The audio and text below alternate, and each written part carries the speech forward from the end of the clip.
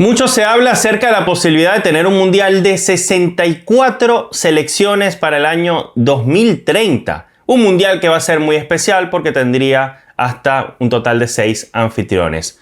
Hoy vamos a analizar cómo serían unas eventuales eliminatorias a esa Copa del Mundo en CONMEBOL, si es que van a existir. Y este panorama lo vamos a revisar y analizar como siempre con buen café. Quédate que el video va a estar bueno y muy interesante. ¡Vamos!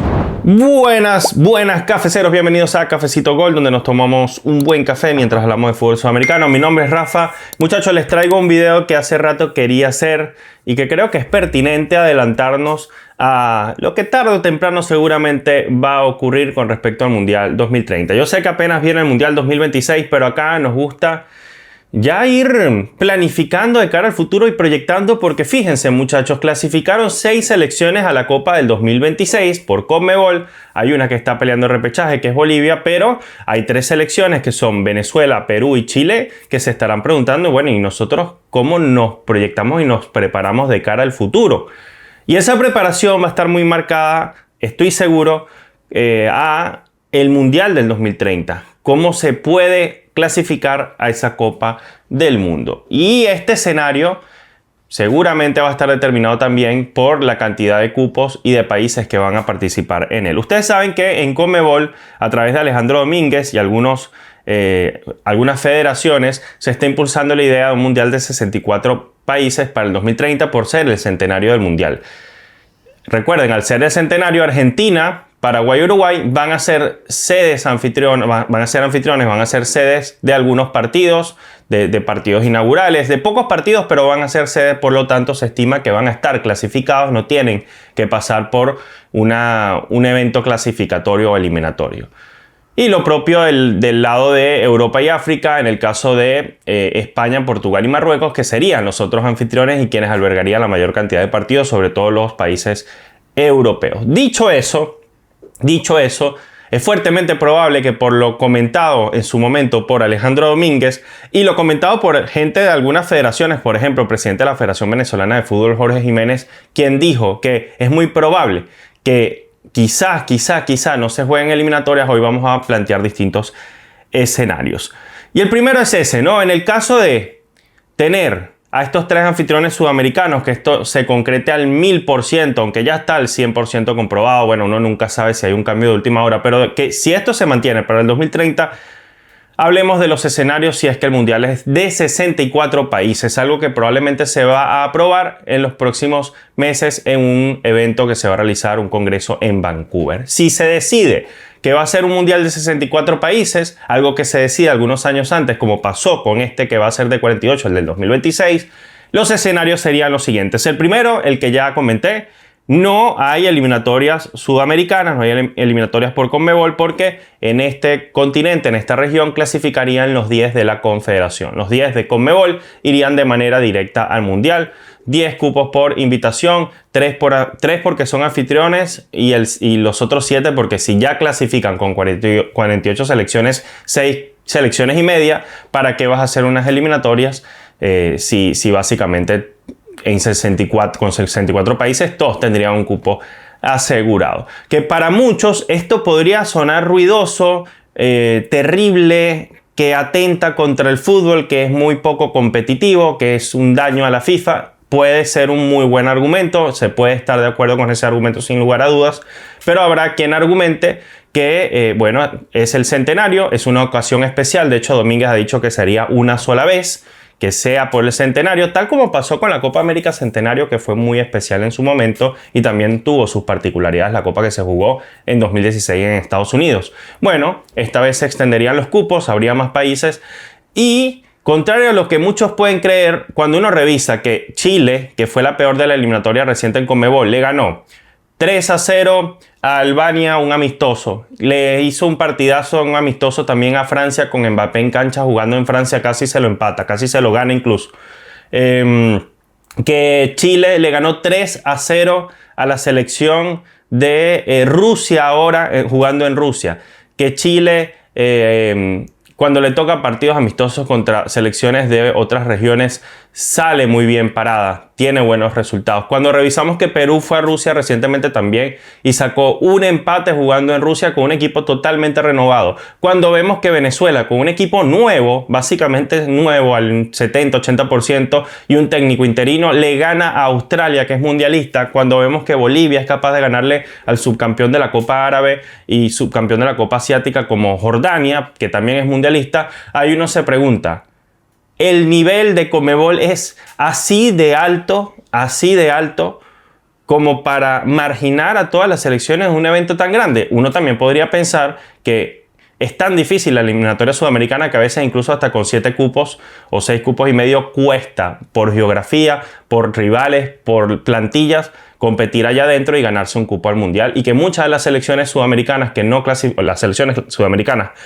clasifican en mundial tras mundial, a veces son bastante mejores que las que terminan yendo. O me van a decir a mí que la Colombia rumbo a Qatar 2022 era peor que Arabia Saudita, por ejemplo.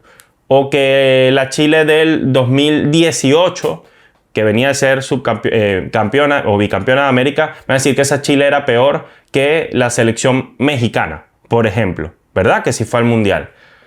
O que la selección panameña. Entonces sí, es verdad, no habría tanto mérito, pero yo creo que ahí hay que ser cautos. Mérito en cuanto a clasificación interna, pero mérito para estar en un torneo de selecciones global. Veamos el FIFA Series que vamos a tener ahora en marzo. Seguramente las selecciones sudamericanas, Chile y Venezuela, van a hacer buenos partidos y van a sacar muy buenos resultados ante algunas selecciones que van a ser mundialistas. Siendo que estas dos no. Entonces, si van las 10, creo que no es tan grave como muchos lo pintan. Creo que van a hacer todas muy buen papel, independientemente de si fueron invitadas o no. Y claramente ahí la mayor beneficiada va a ser Venezuela y la segunda beneficiada Bolivia, que son las selecciones que más les cuesta las eliminatorias sudamericanas cada vez que se hacen, ¿no? Sobre todo la Vinotinto, que nunca ha ido a un mundial. Sería bastante triste que el primer mundial de Venezuela fuera por invitación, pero no sería la primera selección que clasifique así en Conmebol, porque Perú también fue por primera vez por invitación y lo propio Bolivia, así que ojo con eso. Y miren que a Ecuador también lo invitaron, dijo que no hace como 80 años y terminaron arrepintiéndose. A Ecuador lo invitaron por allá por los años 30 y dijeron que no, y tuvieron que esperar hasta el 2002 para poder acudir a una primera cita mundial. Claro, esa vez se la ganaron, pero fíjense todo el peso que tuvieron que cargar durante décadas porque el mundial se convirtió en su único objetivo y les costó bastante. Así que bueno, ese es el primer escenario. Número 2, van 9 cupos directos y hay uno que va al repechaje, que creo que este escenario también le permitiría a esa selección que quede décima, que por lo general no es Bolivia la que queda décima, casi siempre en la eliminatoria Bolivia no queda última porque Bolivia logra rescatar puntos en la altura, siempre. Y eso le permite ser octava o novena, pero rara vez Bolivia es décima. Así que ese puesto seguramente le va a corresponder el décimo en una eliminatoria a un equipo como Venezuela, Perú, Chile, si no levantan. Y bueno, después vendrían, no creo que Colombia, Ecuador o alguna selección como Paraguay vuelvan a quedar últimas de una eliminatoria. Bueno, Paraguay le tocó quedar última en 2014, si no estoy mal. Pero bueno, por lo general ese último cupo está entre Venezuela, Perú y bueno, recientemente Chile, ¿no? Así que yo creo que la que quede décima va a disputar el repechaje y seguramente se va a meter. Por lo tanto, irían también los 10 de Conmebol. Ese es otro escenario. Tercer escenario, todavía hablando de 64 países, ya vamos a hablar del caso de 48 selecciones, si el mundial finalmente se hace igual que este. Una Copa América, que la Copa América siguiente se haga con 16 equipos, sabiendo que esta Copa se va a hacer en Estados Unidos seguramente. Copa América de 16 equipos y los primeros 9 van al Mundial y el décimo al repechaje. Se hace la Copa, hay campeón, subcampeón, podio, tercer lugar, cuarto lugar, y después se organiza en base a cómo quedaron en las rondas finales del 1 al 10. Y el décimo va al repechaje, del noveno para el primero van todos al mundial directamente y habría 6 selecciones eliminadas. Esta no me parece tan mala opción, aunque la parte negativa es que mezcla un torneo como la Copa América con la posibilidad de ir al mundial. O sea, básicamente te juegas dos cosas en un mismo torneo. Eso le pasaba a las selecciones femeninas en Conmebol hace poco y decidieron dividirlo porque era mucha presión y era bastante, o sea, te sentenciaba bastante un solo torneo y cómo llegabas a él al resto de el ciclo mundialista, ¿no? Durante 4 años de competencia.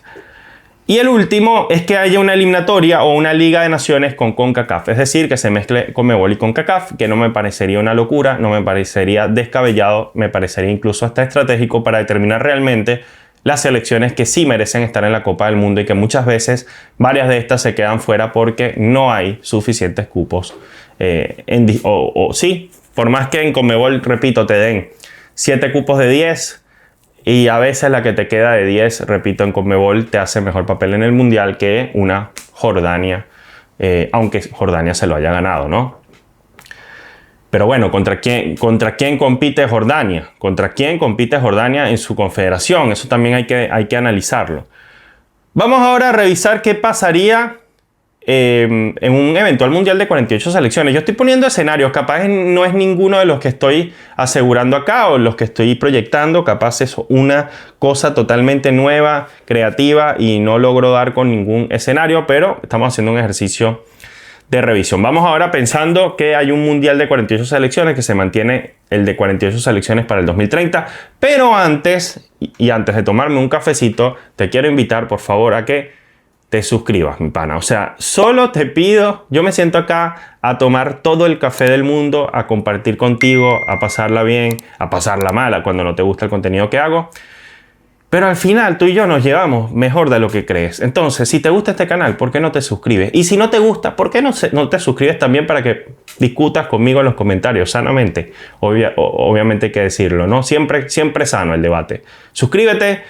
Se viene una cantidad de contenido brutal este año que va a ser el mejor año hasta el momento de Cafecito Gol. No paramos de crecer. 2 años lleva el canal. Ya tenemos más de 20.000 suscriptores en este canal. Casi 22.000. Vamos para 7.000 en el canal Cafecito Gol Films, donde hacemos documentales y películas del fútbol sudamericano. Así que suscríbete. Esto es lo que te pido. Y dale like al video. Dale like al video, que eso sí es gratis. O sea, ahí no hay excusa, mi pana. O sea, like al video y ya está. Ni siquiera te tienes que tomar un café conmigo hoy. Y por último, que esto creo que sí te interesa bastante, vamos a estar haciendo documentales y películas durante todo el año de fútbol sudamericano. Y ahí va a estar incluida tu selección. Estoy seguro que tu selección va a estar allí. Tarde o temprano va a tener su documental. Ya hemos hecho de Bolivia, ya hemos hecho de Ecuador, ya hemos hecho de Paraguay, ya hemos hecho sobre la altura. Estamos preparando una película de eliminatorias sudamericanas. Así que si quieres salir en los créditos como productor ejecutivo de todos los documentales que salgan a partir de ahora, y de paso si quieres tener acceso anticipado y exclusivo a todos los documentales y películas y videos que salgan en Cafecito Gol Films, que es nuestro canal secundario, si quieres acceder antes que nadie y verlos primero, solo tienes que hacerte miembro exclusivo de esa comunidad. Te puedes hacer miembro de este canal principal o miembro del canal secundario. Estés donde estás, te voy a dar acceso a los créditos, y estés donde estés, bueno, vas a recibir material exclusivo, como bien dije. Bueno, continuamos.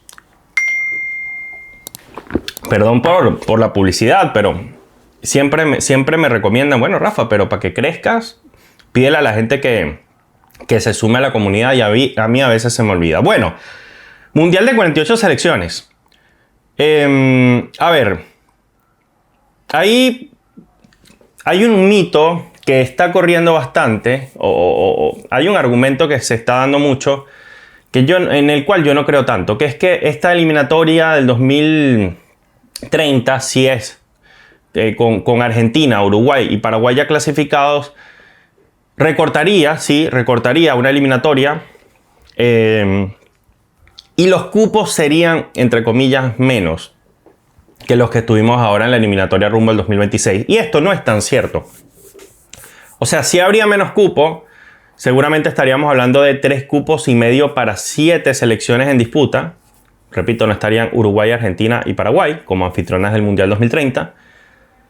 Pero en realidad es una eliminatoria básicamente similar, o con la misma cantidad, sí, con el mismo porcentaje de clasificables, adaptándose a los cupos disponibles o a las selecciones disponibles. Entonces, si de 7 van 3 y media, sí,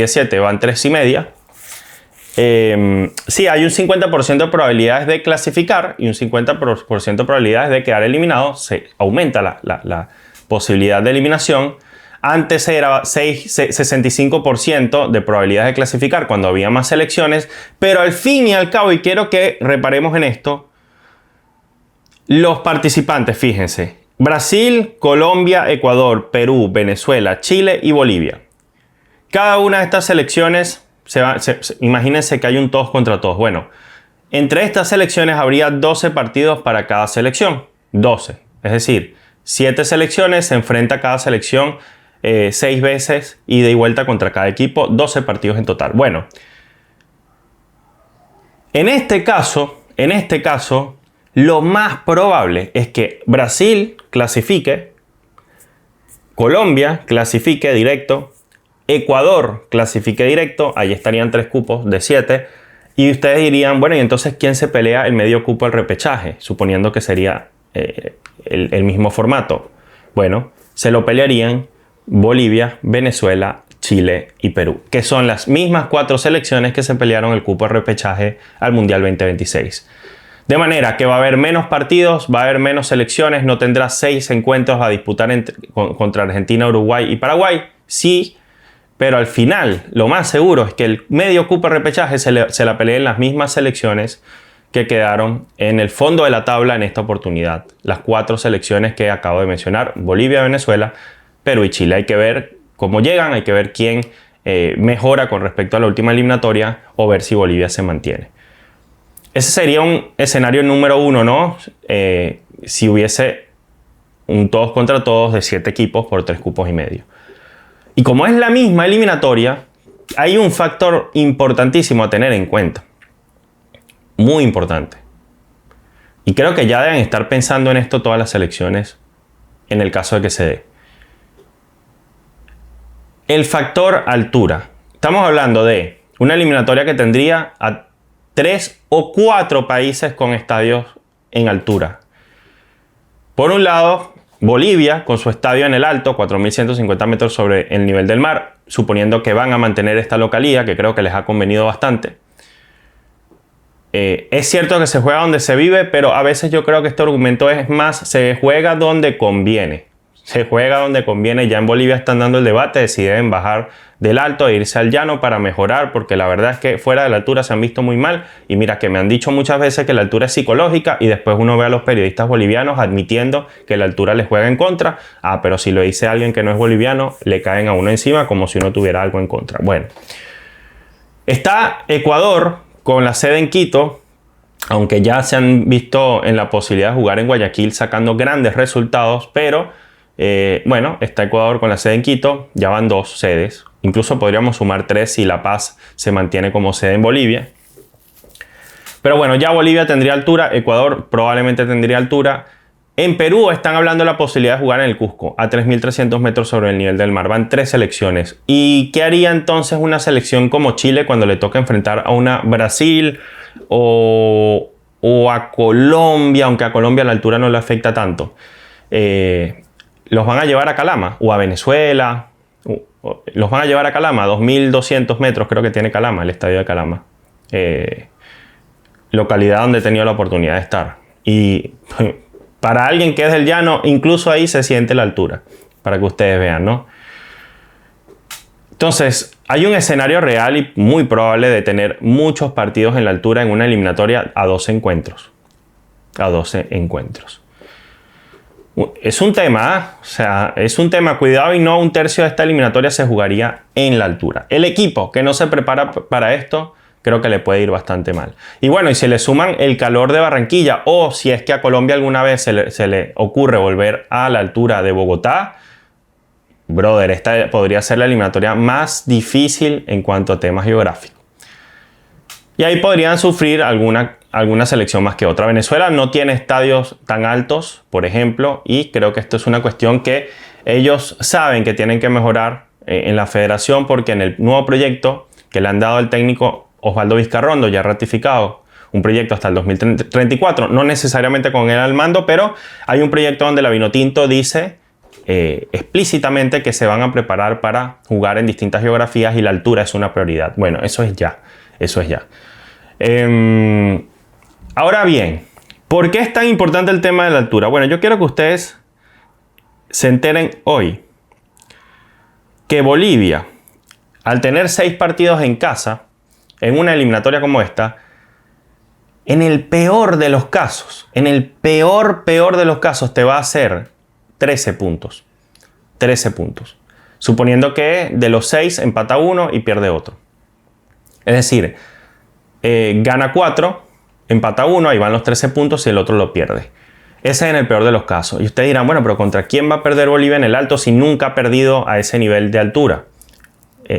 Bueno, en la eliminatoria pasada perdió contra Argentina y Ecuador, pero no a 4.150, perdió a 3.600 en La Paz, después subieron para tener mayor ventaja y les dio rédito.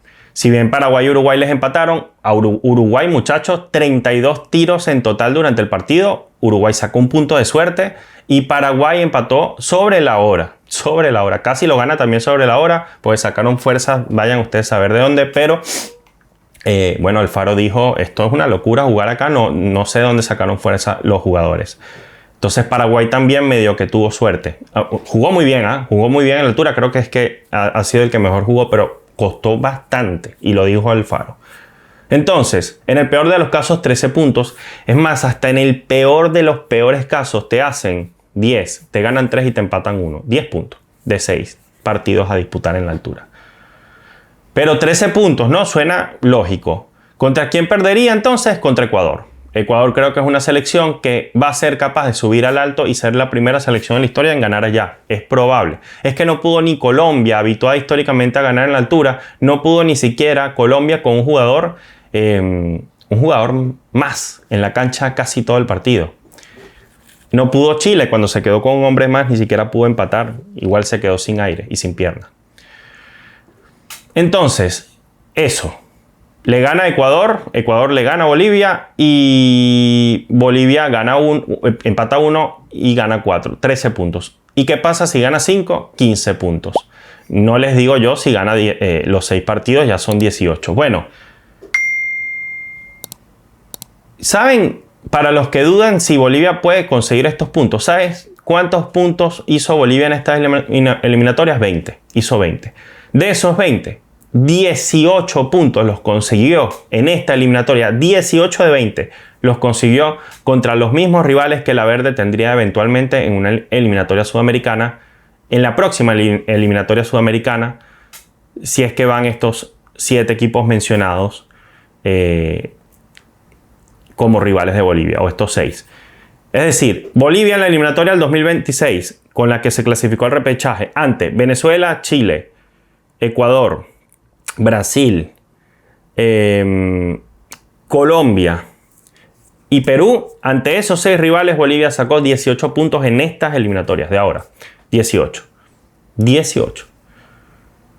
Si Bolivia saca 15 incluso, 15 puntos ante estos mismos rivales, solo jugando en casa, ¿ustedes creen que Venezuela, Perú y Chile, que ni siquiera pudieron hacer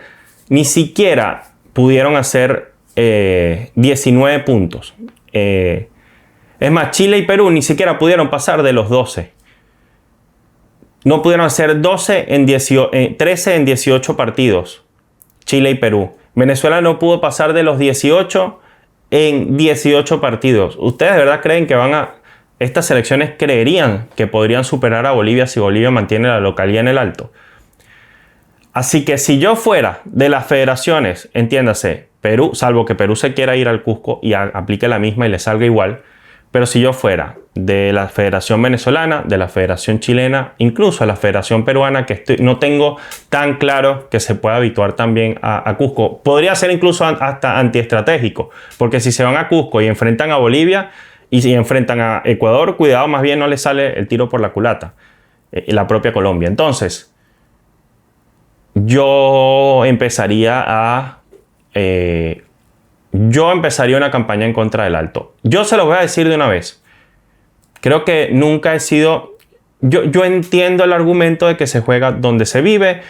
Ese estadio está allí, esa geografía existe, hay una gran parte o una importante parte del suelo boliviano que tiene altura, pero en este caso yo se los voy a dejar clarísimo. Bolivia no juega en el alto porque allí se vive. Bolivia juega en el alto porque allí le conviene.